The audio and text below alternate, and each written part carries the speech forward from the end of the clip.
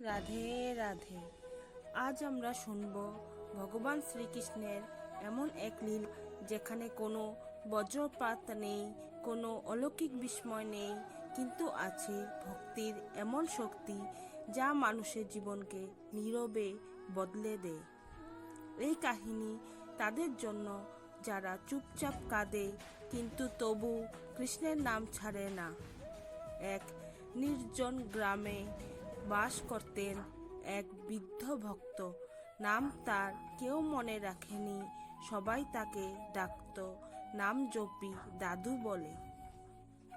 তার ছিল না কোনো জমি জমা, কোনো ব্যাংক ব্যালেন্স, কোনো বড় পরিবার। তার একমাত্র সম্পদ ছিল একটা পুরনো জপমালা আর হৃদয় ভরা বিশ্বাস। ভোর হলেই তিনি উঠতেন, নদীর ধারে বসে মৃদু কণ্ঠে বলতেন রাধে রাধে। পাখিরা ডাকত, হাওয়া বইত, আর বৃদ্ধ ভক্তের চোখে থাকত অপার শান্তি। গ্রামের লোকেরা তাকে দেখে বলতো, এত নাম জপ করে কি হবে?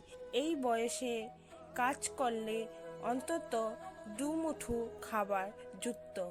বৃদ্ধ কিছু বলতেন না, শুধু মনে মনে বলতেন কৃষ্ণ জানেন।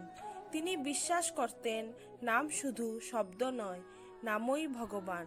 ক্ষুধার সময় নামই ছিল তার খাদ্য, একাকিত্বে নামই ছিল তার সঙ্গী।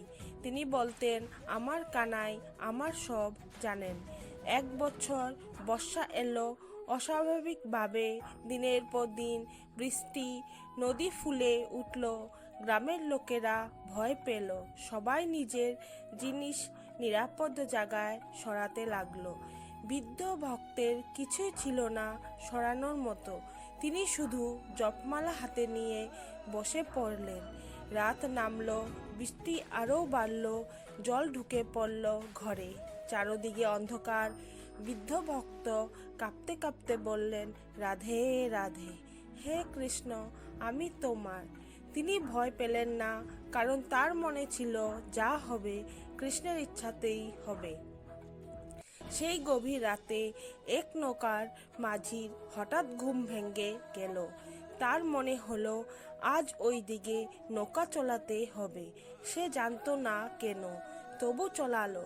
আর সেখানেই সে দেখতে পেল জলে ঘেরা এক বৃদ্ধ ভক্তকে। মাঝি তাকে তুলে নিল, নিরাপদ জায়গায় নিয়ে গেল।